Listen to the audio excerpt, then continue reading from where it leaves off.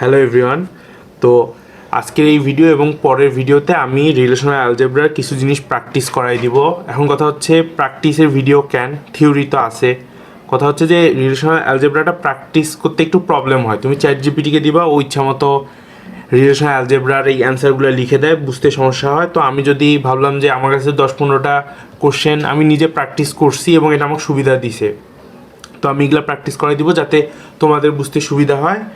আর যেহেতু আমি শুধু প্র্যাকটিস করাই দিব, আমি এখানে বসে বসে অ্যান্সারটা লিখবো না, অ্যান্সার লিখা আছে তোমাদের বুঝাই দিব যাতে ভিডিওটা লেন্দি না হয়, কারণ আমার সেমিস্টার চলতেছে। সো এত লং ভিডিও করার এনার্জি আমার নাই। সো চলো শুরু করি। প্রথমে দেখো, এই যে এই এমপ্লয়ি এটা একটা এমপ্লয়ি টেবিলে এই যে পার্সন নেম, সিটি আর স্ট্রিট এগুলা আছে। তো আমরা এখানে এমপ্লয়িকে টেবিল বলবো না, আমরা বলবো এমপ্লয়ি হচ্ছে আমাদের এনটিটি, আর পার্সন নেম, স্যালারি, সিটি এগুলো হচ্ছে অ্যাট্রিবিউট। তো আমাদের এনটিটি কি আছে? এমপ্লয়ি, ওয়ার্কস আর কোম্পানি। তুমি এটাকে টেবিলও বলতে পারো, আর এগুলোকে টেবিলের ভিতরে কলামও বলতে পারো। মানে তুমি বলতে পারো এগুলো প্রত্যেকটা একটা করে কলাম নেম, তোমার যেটা সুবিধা বলতে পারো।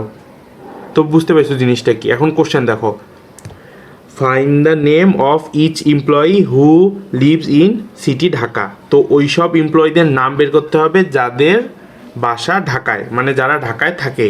তো প্রথমে আমরা জানি যে এই যে এইভাবে পাই দিয়ে আমরা যেটা লিখি সেটা আমাদের আউটপুটে আসে। তাহলে find the name of is employee, যার নাম এখানে কি এমপ্লয়ির নাম বের করতে বলছে, তো পাইয়ের মধ্যে কি এমপ্লয়ির নাম থাকবে।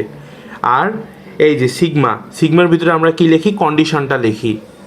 এটা কিন্তু আগের লেকচারে আমি বুঝাইছিলাম, অথবা তোমাদের ইউনিভার্সিটি তোমাদের পড়াইছে।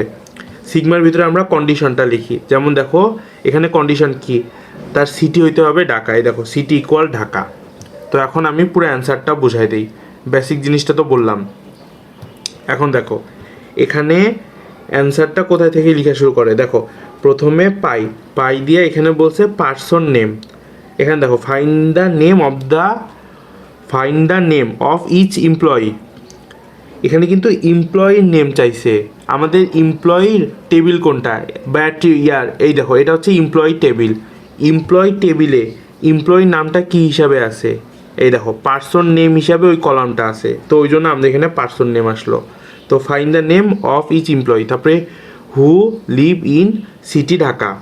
তো দেখো এখন কন্ডিশনটা কি আমাদের? তার সিটি হইতে হবে ঢাকায়। তো আমরা ফার্স্ট ব্র্যাকেট দিলাম, দিয়ে কন্ডিশনটা লিখবো সিটি ইকুয়াল ঢাকা। এই যে এখানে কিন্তু সিটি লিখা আছে, এখানে যদি বলতো সিটি ইকুয়াল ঢাকা, আর এখানে যদি সিটির জায়গায় মনে করো ভিলেজ লিখা থাকতো, কথার কথা ভিলেজ লিখা থাকতো, তখন তোমাকে ভিলেজ লিখতে হইতো, কারণ এমপ্লয়ি টেবিলের ভিতরে আমাদের এই কলামগুলোর নাম যেভাবে আছে এখানে ওই নামেই আসতে হবে। তোমার কোশ্চেনে কোন নাম বলছে সেটা ম্যাটার করে না।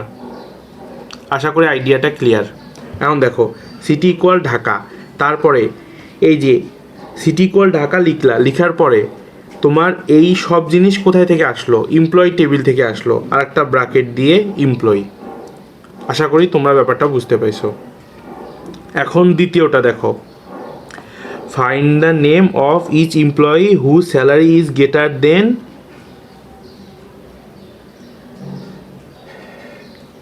$1,00,000। এখন দেখো এটার অ্যান্সারটা কীভাবে লিখছে, আমাদের কি বের করতে বলছে? প্রথমে দেখো কি বের করতে বলছে, find the name of each employee. তাহলে কি বলছে?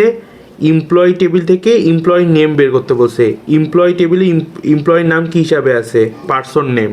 তারপরে পাই দিয়ে আমরা জানি যেটা লিখি ওটা বের হয়ে আসে, পাই তারপরে পার্সন নেম। এখন দেখো তারপরে কি বলছে,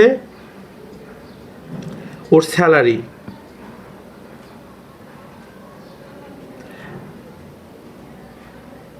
গাইজ দেখো এখানে একটা জিনিস আমি এটা বলতে একটু ভুল করলাম। দেখো এখানে বলছে কি find the name of each employee whose salary.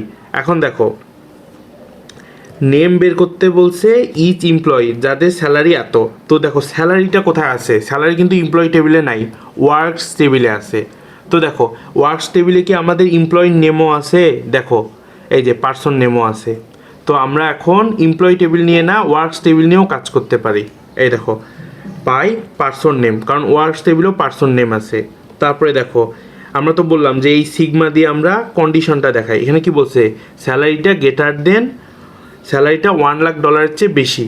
তো স্যালারি গ্রেটার দেন এই যে 1 লাখ, এইখানে ডলার চিহ্ন থাক, টাকা চিহ্ন থাক, এটা আমরা রিলেশনাল অ্যালজেব্রায় লিখবো না। এখন কথা হচ্ছে এই যে এই কন্ডিশন আর এই পার্সন নেম, এটা কোন টেবিল থেকে আসতেছে? ওয়ার্ক টেবিল থেকে আসতেছে। তো আমরা এখানে এই জন্যে ওয়ার্কস লিখছি। আশা করি আইডিয়াটা ক্লিয়ার। এখন দেখো, এখন যে কোশ্চেনটা আসবে এটা হচ্ছে জয়েনের কোশ্চেন আসবে, ঠান্ডা মাথায় দেখবা। ফাইন, কারণ জয়েনটা না বুঝলে তুমি এই রিলেশনাল অ্যালজেব্রা আর আগাইতে পাবা না, তুমি প্রথমেই বাদ। Find the name of each employee who live in city Dhaka and who salary is greater than $1 lakh. এখন আমি এটা একটু বোঝাই, আমাকে এটা একটু ক্লিন করতে দাও আগে।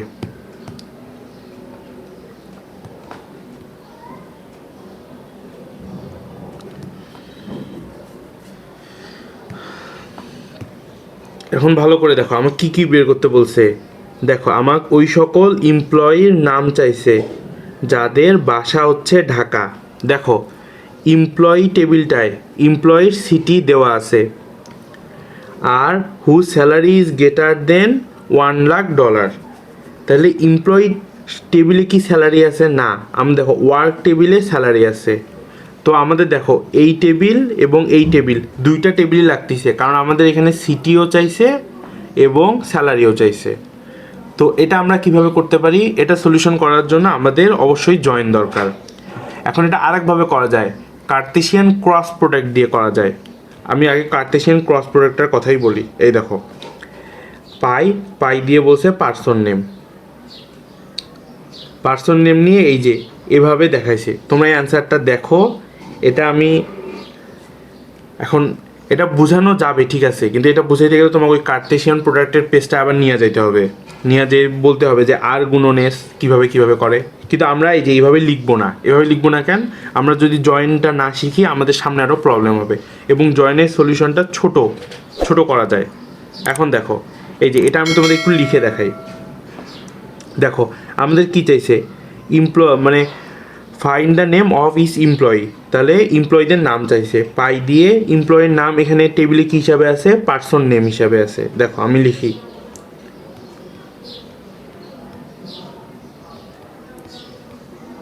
পার্সন নেম, লিখলাম।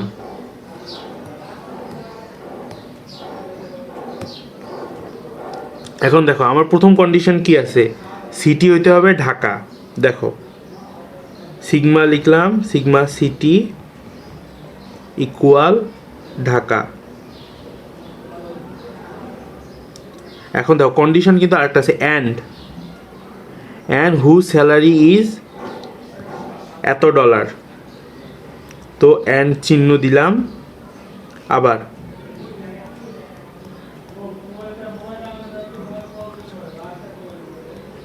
দেখো আমাদের কন্ডিশন দুইটা পূরণ হয়ে গেল। এখন কথা হচ্ছে আমরা এই যে কন্ডিশন লেখার পরে যেই টেবিল থেকে আমাদের এই ভ্যালুগুলো আসতো ওই টেবিলটার নাম লিখে দিতাম 1 এবং 2 নম্বরের ক্ষেত্রে। এখানেও যেই টেবিল থেকে আমাদের ভ্যালুগুলো আসছে ওই টেবিল দুইটার নাম লিখে দিতে হবে, কিন্তু এখানে আমাদের দুইটা টেবিল থেকে ভ্যালু আসছে। প্রথম টেবিল থেকে আসছে সিটি, দ্বিতীয় টেবিল থেকে আসছে স্যালারি। তো আমরা কি করব? এই টেবিল দুইটাকে জয়েন করাই দিব। কিভাবে আমরা জয়েন করাই? দেখো যদি এই দেখো এই দুইটা টেবিলের মধ্যে অ্যাট্রিবিউট কমন সেম থাকে, মানে সেম অ্যাট্রিবিউট থাকতে হবে। দেখো পার্সন নেম এখানেও আছে, এখানেও আছে, এই জন্যই আমরা এই দুইটা টেবিলকে জয়েন করাই দিতে পারবো।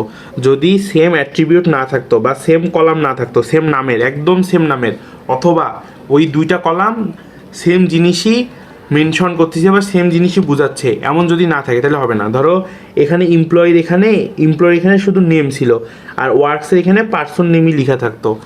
এই দুইজন কিন্তু সেম জিনিসই বোঝাচ্ছিল, এমপ্লয়ির নেম আর ওয়ার্কের এখানে পার্সন নেম। তখনও আমরা এই দুটাকে জয়েন করতে পারতাম, কিন্তু আমরা কখনো এই যে সিটির সাথে স্যালারি এই দুটাকে কমন ধরে জয়েন করতে পারবো না। আশা করি আইডিয়াটা ক্লিয়ার হয়েছে যে যেই দুইটা জিনিস সেম কলাম নাম সেম অথবা জিনিস সেম বোঝায় ওই দুইটাকে জয়েন করা যাবে। তো আমরা এখানে দেখো কী কী জয়েন করব। আমরা জয়েন করব প্রথমে এই যে এমপ্লয়ি টেবিলটা, এটা হচ্ছে এমপ্লয়ি টেবিল, এই যে এটা হচ্ছে জয়েন চিহ্ন। আর কিসেকে জয়েন করবো আমরা? এই যে ওয়ার্কস টেবিল।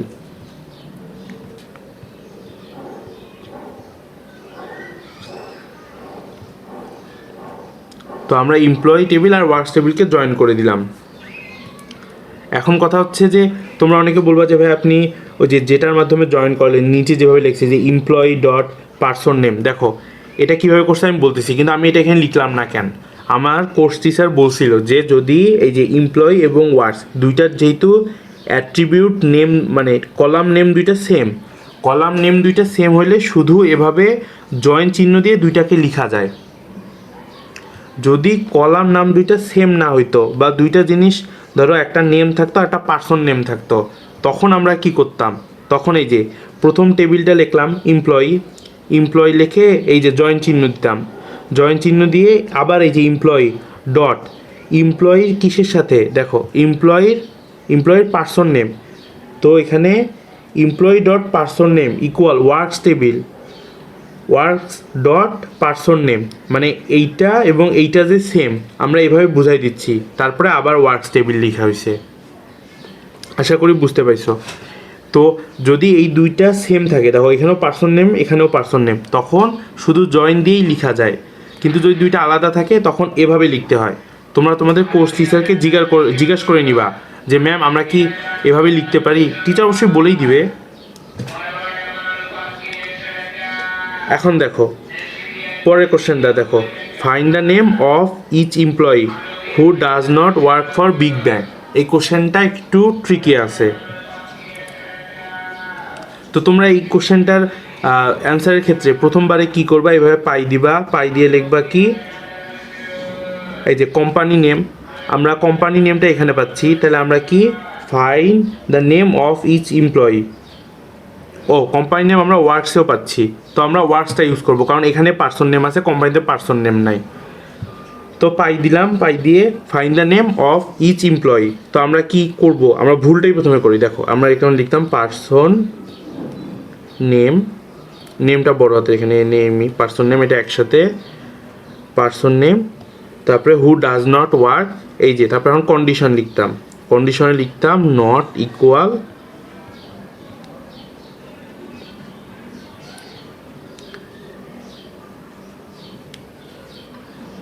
সাধারণ চিন্তা, এইভাবে আমার মাথায় আসতো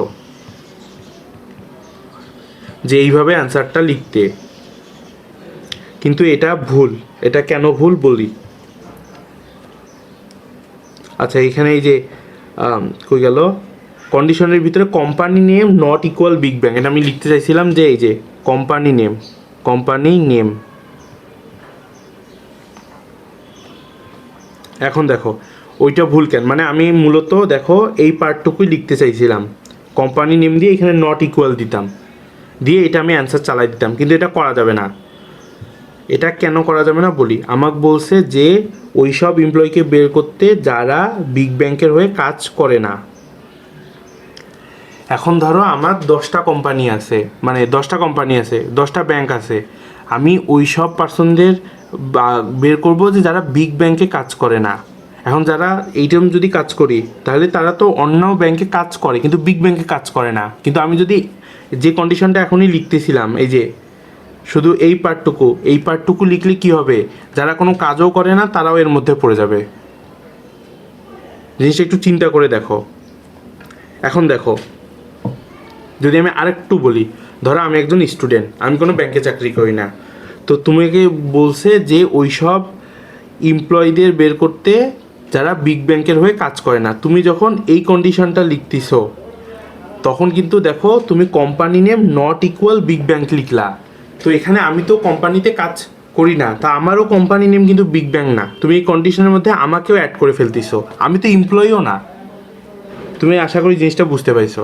তো এটা অ্যান্সার কীভাবে হবে দেখো, এটার হবে প্রথমে পাই, তারপরে পার্সন নেম তারপরে এমপ্লয়ি টেবিল, এই যে এমপ্লয়ি যে টেবিল, এমপ্লয়ি থেকে ওই সব পার্সনকে বাদ দেওয়া হচ্ছে যারা বিগ ব্যাংকে কাজ করে, তাহলে তারা বের হবে যারা বিগ ব্যাংকে কাজ করে না। বুঝতে পারছো কি? আশা করি আইডিয়াটা ক্লিয়ার। এই কোশ্চেনটা কিন্তু ট্রিকি, যে কোনো ইউনিভার্সিটির কুইজে এটা দিয়ে দিতে পারে, কারণ এটা অনেকে ভুল করবে। সবাই কি করবে, এই যে পার্সন নেম লিখবে, কোম্পানি নেম নিয়ে এখানে নট ইকুয়াল দিয়ে দিবে, কিন্তু ওটা কিন্তু হবে না। কেন হবে না আমি 2বার বুঝাইছি। এখানে প্রথমে এমপ্লয়ির পার্সন নেমদের থেকে ওই সবকে বাদ দিতে হবে যারা বিগ ব্যাংকে কাজ করে। তাহলে আমরা কাদের পাবো? যারা বিগ ব্যাংকে কাজ করে না।